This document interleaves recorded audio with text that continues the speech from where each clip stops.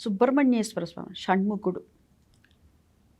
స్వామికి 6 ముఖాలు ఉంటాయి కాబట్టి షణ్ముఖుడు. ఇక ఇంద్రసేనతో వివాహం చేశాడు. వల్లీదేవసేన సమేత సుబ్రహ్మణ్యేశ్వర స్వామిగా కొలుస్తారు. బ్రహ్మచారిగా కూడా కొలుస్తారు. స్వామి ఏదైనా సరే సర్పదోషాలు, నాగదోషాలు, గ్రహదోషాలు ఇలాంటివన్నీ కూడా ఉంటే గనక స్వామిని, సుబ్రహ్మణ్యేశ్వర స్వామిని విగ్రహ రూపంలో కాకుండా సర్పరూపంలో పూజిస్తారు. ఎందుకని సర్పరూపంలో పూజిస్తున్నారు అంటే, సర్పరూపం దాల్చినటువంటి వాడు సుబ్రహ్మణ్యుడు. ఎందుకని అంటే, తారకాసురుడు అనేటటువంటి రాక్షసుడు ముల్లోకాలను కూడాను గడగడలాడిస్తున్నారు. గడగడలాడిస్తున్నప్పుడు ఆ సమయంలో స్వామి సర్పరూపం దాల్చి తారకాసురుడితో యుద్ధం చేయటం జరిగింది. ఆ యుద్ధం చేసినప్పుడు ఆ సందర్భంగా సర్పరూపం దాల్చారు.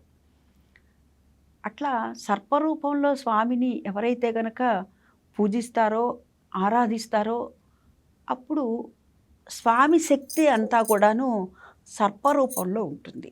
అందుకు గాను ఉన్నటువంటి దోషాలు ఏవైతే ఉన్నాయో ఆ దోషాలన్నీ కూడా పోయి నివారణ అయ్యి, అంటే మనం తెలిసి ముట్టుకున్న దోషం అనేటటువంటి పదం వాడితే మనకు కొంచెం భయం వేస్తుంది.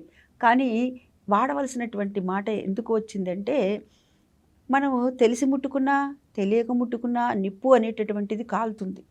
అదేవిధంగా మనం తెలిసి చేసినా తెలియక చేసినా ఆ పాపాలు అనేటటువంటివి మనకి కొద్దో గొప్ప అంటుకుంటూ ఉంటాయి. తద్వారా మన మీద ప్రభావం చూపుతూ ఉంటాయి. ఎందుకంటే మన వంశాభివృద్ధి జరిగే విషయంలో కానీ, ఆరోగ్య విషయంలో కానీ, కుటుంబం విషయంలో కానీ, ఏ విషయంలో అయినా సరే కించిత్ బాధలు కలుగుతూ ఉంటాయి. అటువంటి సందర్భంలో స్వామిని సర్పరూపంలో, అంటే పుట్టలో ఉంటాడు స్వామి. వల్లీకం అంటేనే పుట్ట అని అర్థము. కానీ ఇంద్రుని కుమార్తె దేవసేన. ఆ దేవసేన తర్వాత వల్లీకం అంటే పుట్ట. ఈ పుట్టలో స్వామి ఉంటారు కాబట్టి వల్లీ దేవసేన సమేత సుబ్రహ్మణ్యేశ్వర స్వామిగా ఆరాధించడంతో పాటుగా స్వామిని సర్పరూపంలో కూడా ఆరాధిస్తారు.